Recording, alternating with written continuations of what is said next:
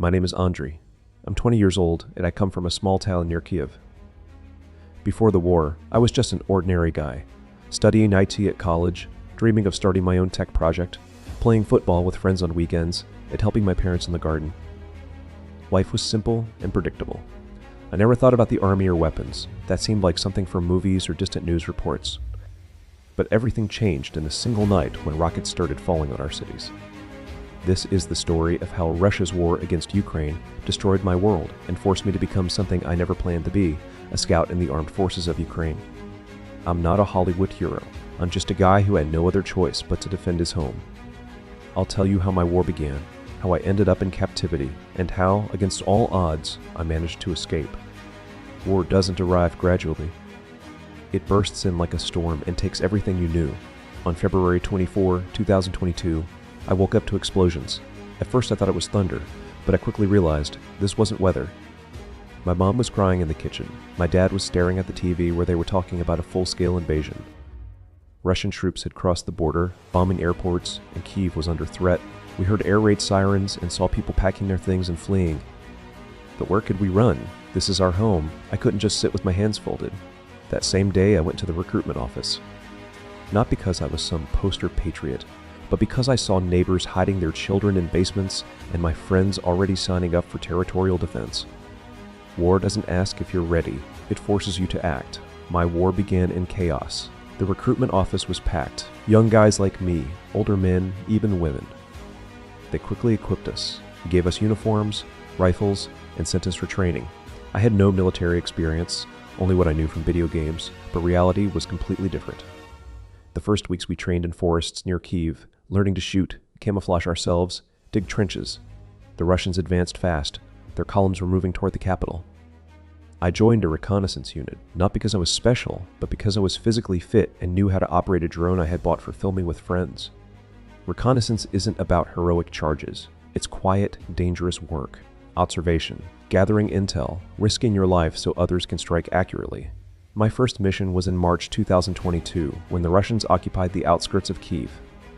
We had to scout enemy positions near Irpin. Me, together with two buddies, Sasha and Vitko, set out at night.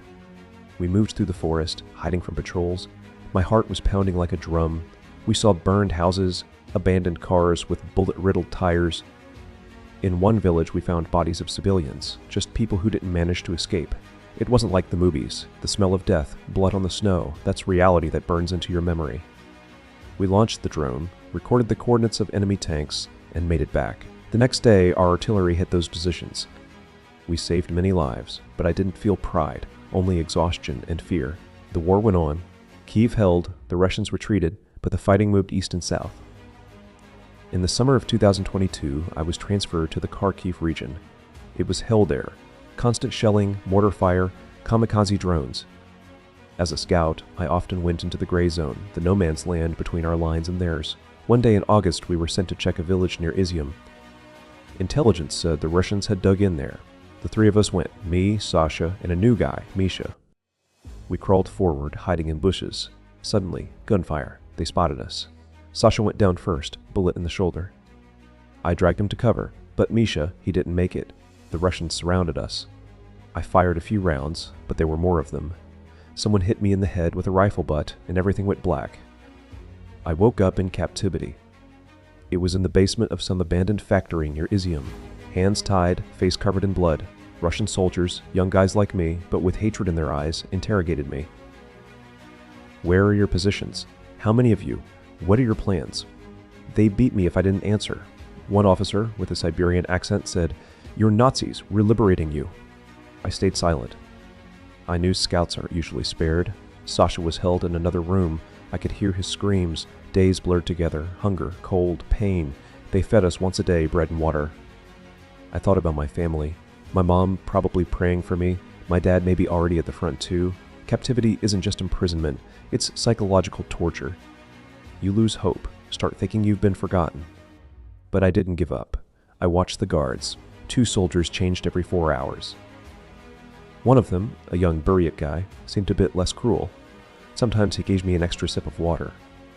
I pretended to be sick so they would move me. A week later, they transferred me and Sasha to a temporary camp near Balaklia. There were more prisoners there. Ukrainian soldiers, civilians. At night we whispered escape plans. Sasha was wounded but held on. We waited for the right moment. It came in mid-September 2022 when Ukrainian forces launched the counteroffensive in Kharkiv region. We heard explosions, our artillery hitting the Russians. Chaos started. Guards panicked. Soldiers ran around packing. At night, during a shift change, one prisoner, a former Special Forces guy named Ole, distracted them. He faked an epileptic seizure and screamed. A guard came close, and Ole struck him. We rushed in. I grabbed the keys to the shackles, freed Sasha.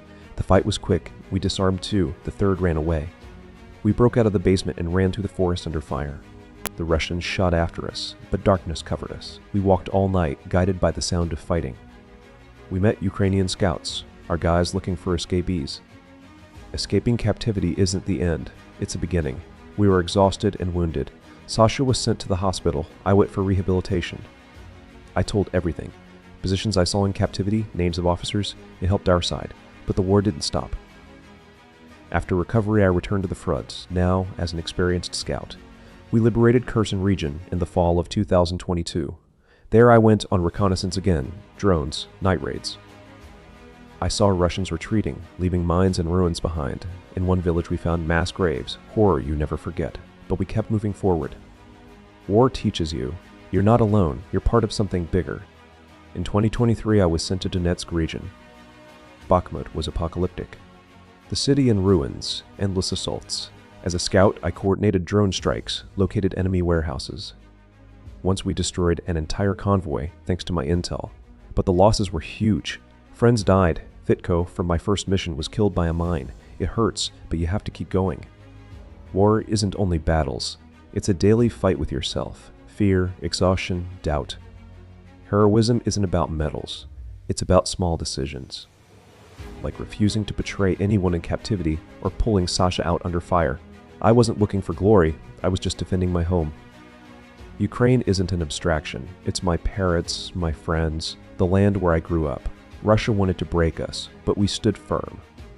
Now in 2026, the war continues, but we are stronger. I'm still on the front line, but sometimes I think about the future, going back to IT, getting married, building a family. Captivity taught me to value freedom. I didn't escape alone thanks to my comrades' luck and the strength that love for the homeland gives you. This story isn't just about me, it's about thousands of boys and girls defending Ukraine. We had no choice, but we chose to fight, and we will win. Glory to Ukraine.